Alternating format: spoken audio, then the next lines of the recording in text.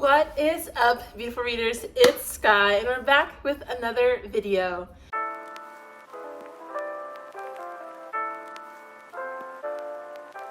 As you all know, it's the beginning of June, so that means another TBR, and honestly, I think these are turning into some of my favorite videos to film because it's so exciting and refreshing to talk about a new month and new books that you're going to embark on. So that's what we're gonna do here, and I'm really looking forward to it. So just to give you a quick little insight into my personal goals, reading-wise for the year, each month I at least wanna read one Christian nonfiction, one regular nonfiction that could be an autobiography, memoir, historical thing, doesn't matter, just kind of whatever I'm in the mood for, and then one Christian fiction. Apart from those three, anything else can be what I desire.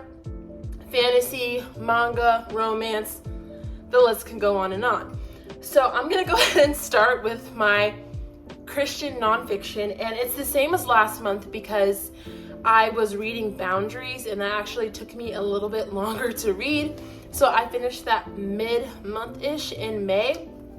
So I have Finding the Hero in Your Husband. It's a nonfiction book on marriage and relationships. My friend told me it's good to read before you get married, and as I'm in a serious relationship with my boyfriend, I wanted to read this and kind of make sure I'm preparing myself for marriage. So that's what this is. I'm really looking forward to it. I was really disappointed that I couldn't get into this month or in May, so I'm hoping to pick this up and finish it in June. Moving on, the next few books besides one I will be hauling. I have all of my Amazon packages here, so that's what that is. But my nonfiction read is called From Scratch. It is a memoir of love, Sicily, and finding home.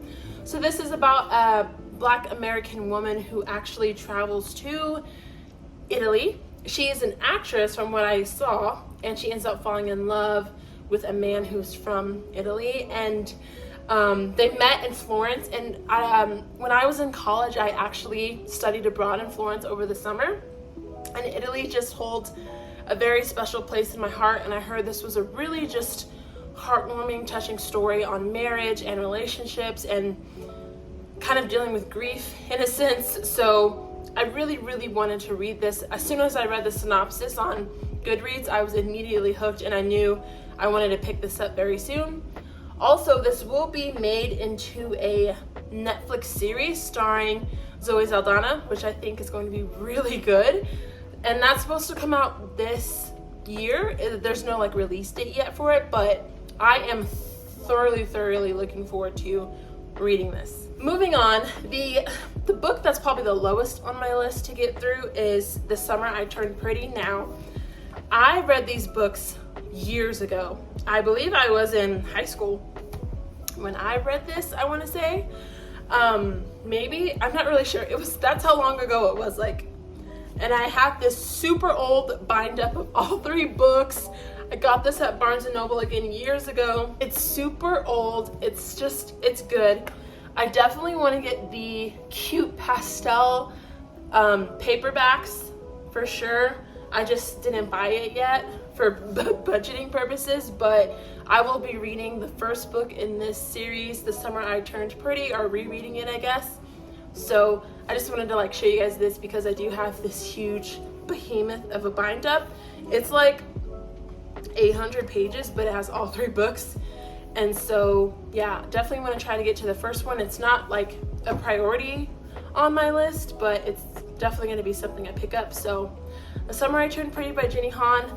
I believe the TV series comes out in June as well, so if I get to all three, I will. They're super easy reads. I can read one in a day easy, so I might be able to finish the whole trilogy in June.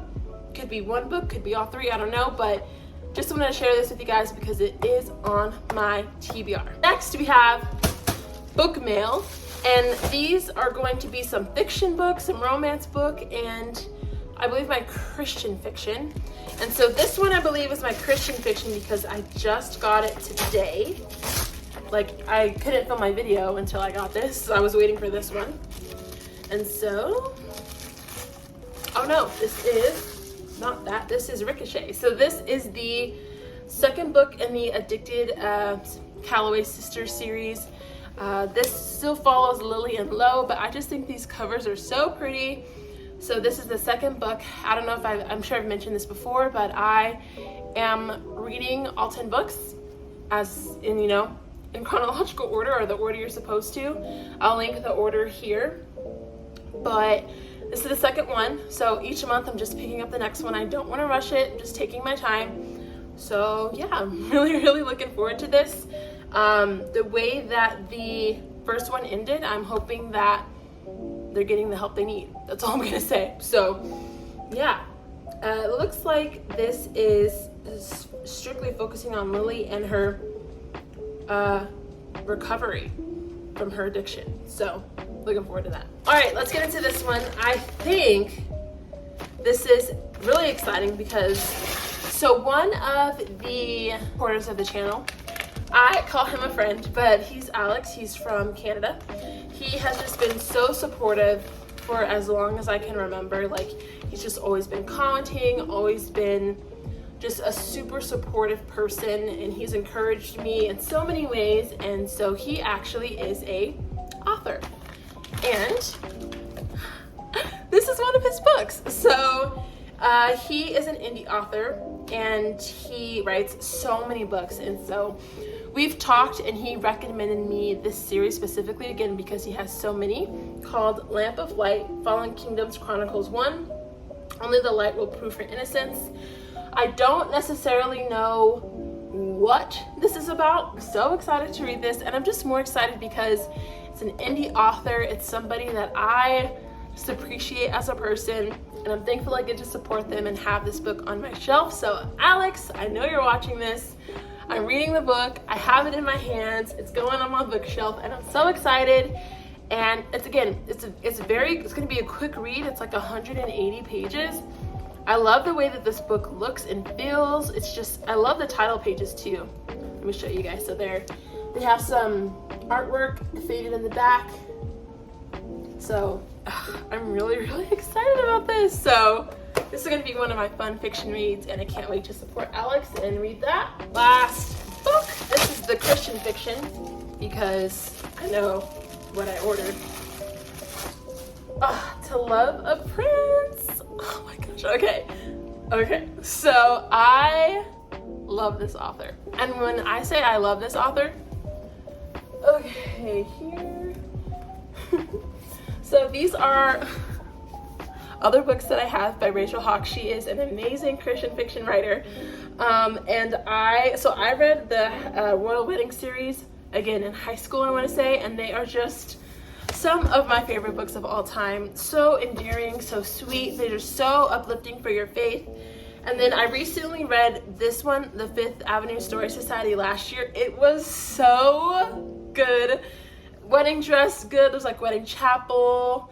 It's just, I could go on and on about Rachel Hawk. So this is her newest, like, I guess, royal series. This one's called True Blue Royal. It has 2 so far. This is the first one. So without a doubt, I'm probably going to read the second one in July, but this is To Love a Prince. Honestly, the best thing I love about her books is they truly just whisk you away to